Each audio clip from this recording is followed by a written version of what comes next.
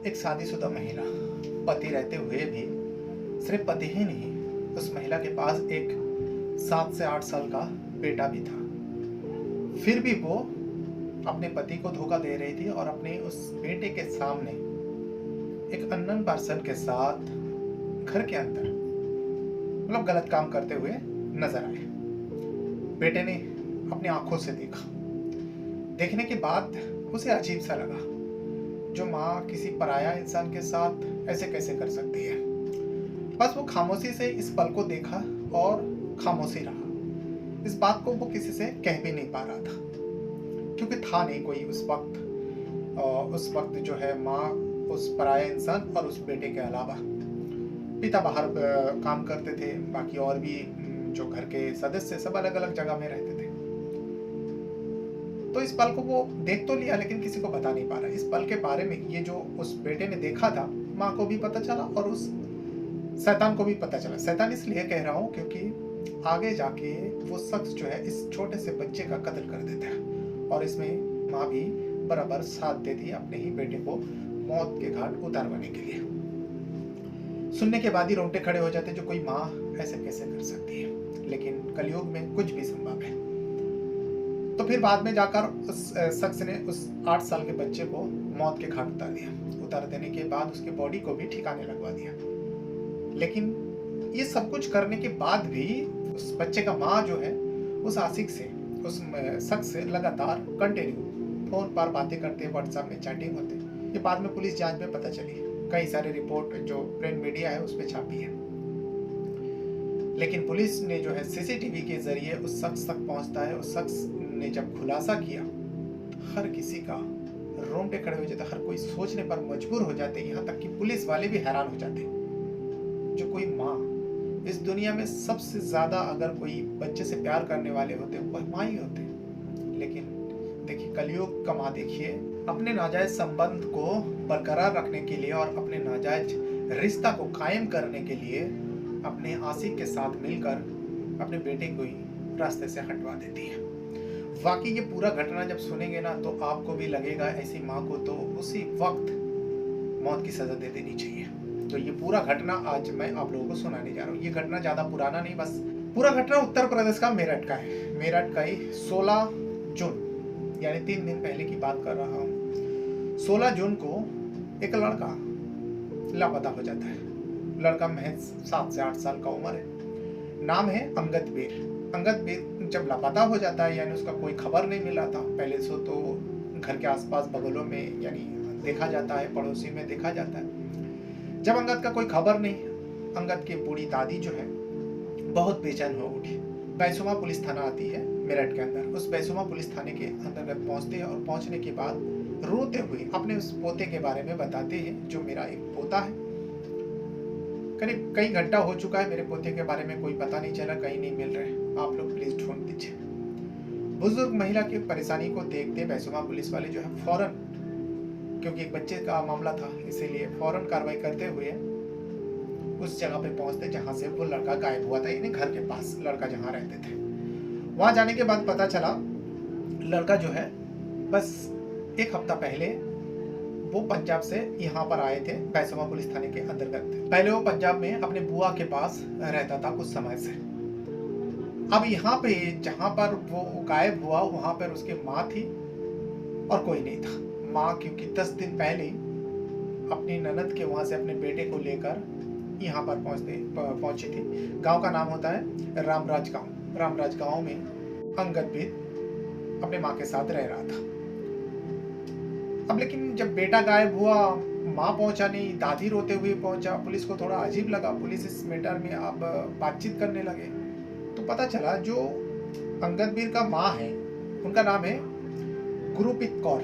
गुरप्रीत कौर साल भर पहले से ही वो सिंगापुर में रह रही थी और उसी वक्त जो है जो अंगद बीर है वो अपने बुआ के पास रहती थी। वो यहीं पर स्कूल में पढ़ा करता था। पुलिस ने और मैटर को जानना चाहा। जो माँ सिंगापुर में रहती है और एक छोटा सा बच्चा है, 7 से 8 साल उम्र है, बुआ के पास रहते हैं, आखिर क्या बात है। तो इसमें एक पुराना जिन लोगों का जो पारिवारिक मैटर है वो सामने आता है।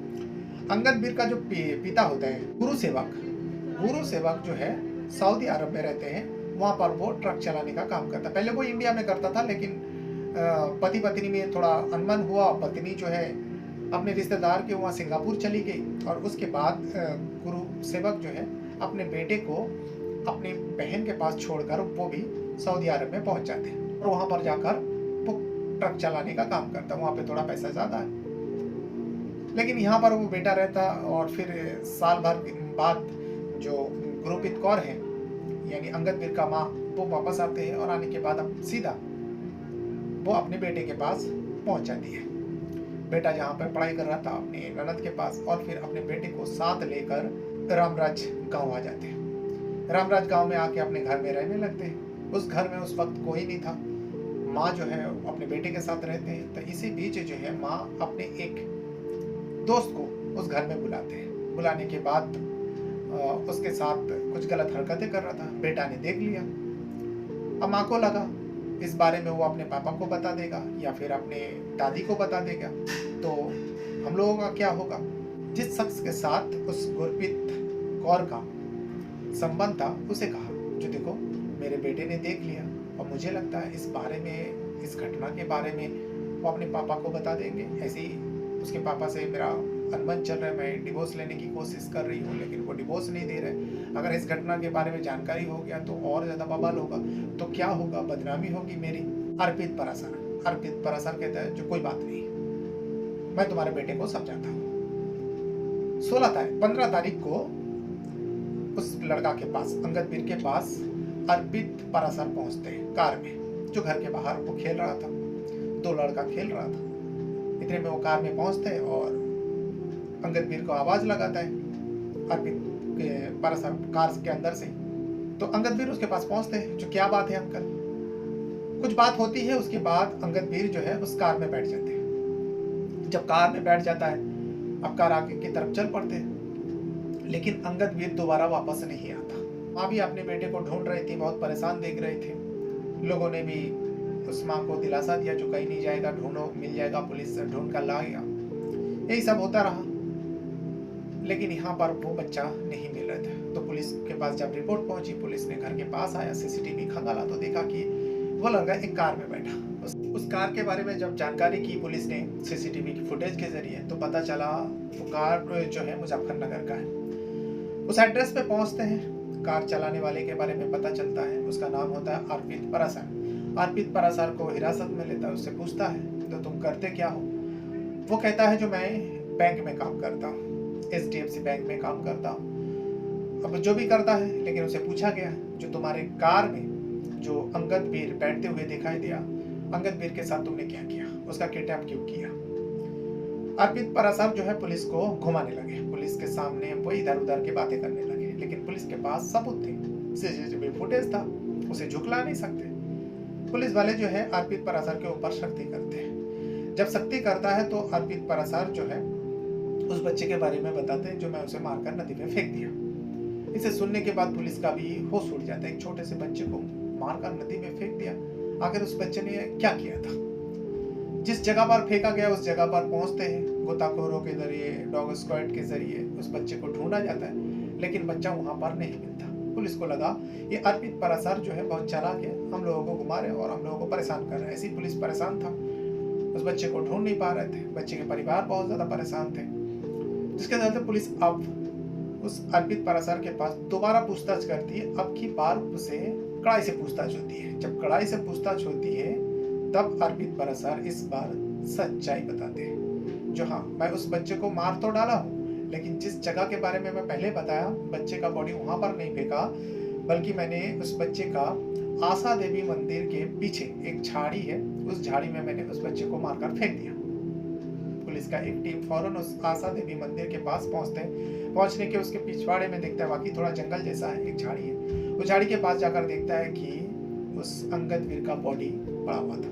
बॉडी को फौरन कब्जे में लेते हैं, पोस्टमार्टम के लिए भेज देते हैं और उस शरीर में कई सारे चोट का निशान था, वो भी तेज धार हथियार का। पुलिस का भी रोंगटे खड़े हो जाते हैं, जो एक छोटे से बच्चे के साथ भी ऐसा क्या दुश्मनी। अब पूरा सच्चाई अर्पित पराशर ही बताएगा। अर्पित पराशर के पास अब जब पुलिस बैठते हैं और पूछताछ करते हैं, जो बताओ आखिर वजह क्या था उस बच्चे को मारने का पीछे। तो इसमें अर्पित पारासर जब उस बच्चे का माँ का नाम बताते हैं गुरप्रीत कौर का, पुलिस को भी यकीन नहीं होता जो इस अर्पित पारासर फिर से झूठ बोल रहा है। लेकिन अब की बार अर्पित पारासर जब बोल रहे थे वो झूठ नहीं बोल रहा था बल्कि वो सच बता रहा था। बाकी उस बच्चे को मारने के पीछे उसकी माँ गुरप्रीत कौर का भी हाथ है। अर्पित पारासर पूरा कहानी बता देता है। जो कुछ साल पहले मैं जहाँ पर नौकरी करता था, मैं बस से आना जाना करता था और उसी बस में गुरप्रीत कौर भी आना जाना करती थी। वो स्कूल में पढ़ाया करती थी। अब रोज मुलाकात होती थी। पहले तो हम लोग एक दूसरे को देखा, फिर मुस्कुराना शुरू हुआ, फिर हाय हेलो हुआ, फिर बातचीत हुआ। बातचीत धीरे धीरे आगे बढ़ा, दोनों एक दूसरे का नंबर ले लेते और फिर हम दोनों का बातों का सिलसिला और आगे बढ़ा। पता चला गुरप्रीत कौर जो है शादीशुदा है, उसका पति ट्रक चलाता है और हम दोनों का दोस्ती आगे बढ़ा और दोस्ती ये धीरे धीरे अब इस संबंध में तब्दील हो जाता है। और इसके बारे में जो है गुरप्रीत कौर के पति को गुरु सेवक को भी पता चला। गुरु सेवक ने जहाँ पर टीचिंग करते थे वो भी रुकवा देते, इसके बारे में भी उसने मुझे बताया। मैं थोड़ा परेशान हुआ, वो भी परेशान हुई। गुरप्रीत कौर जो है अब उस अर्पित पारासर का दीवानी हो चुकी थी।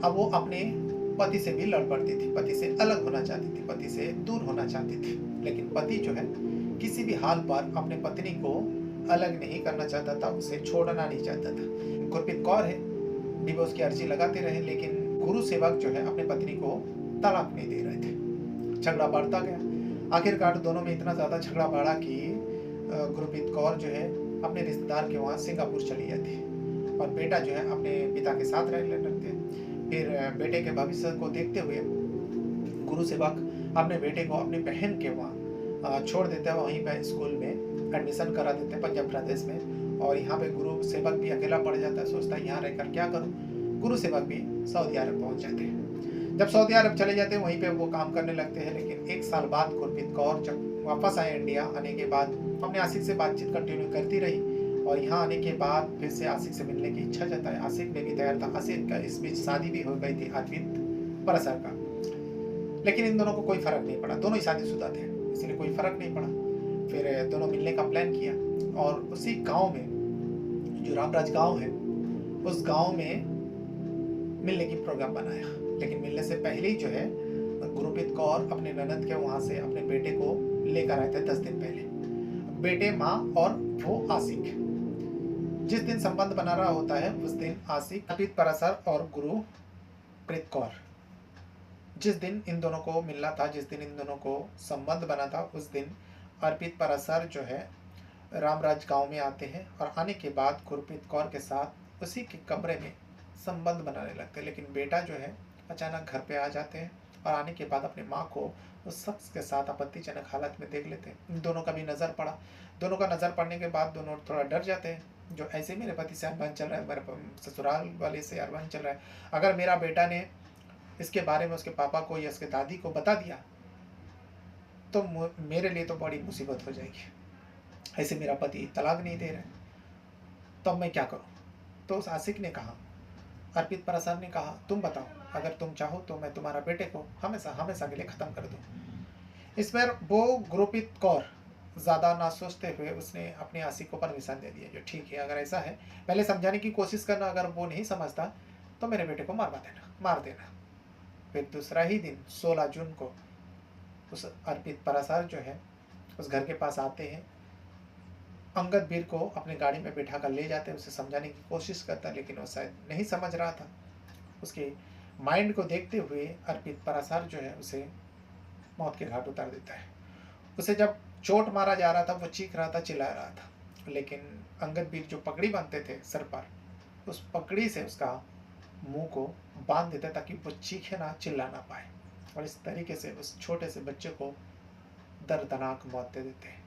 ये पूरा घटनाक्रम के बारे में अर्पित पारासर जो है पुलिस वाले के सामने बयान करता है और फिर गुरप्रीत कौर को भी हिरासत में ले लिया जाता है।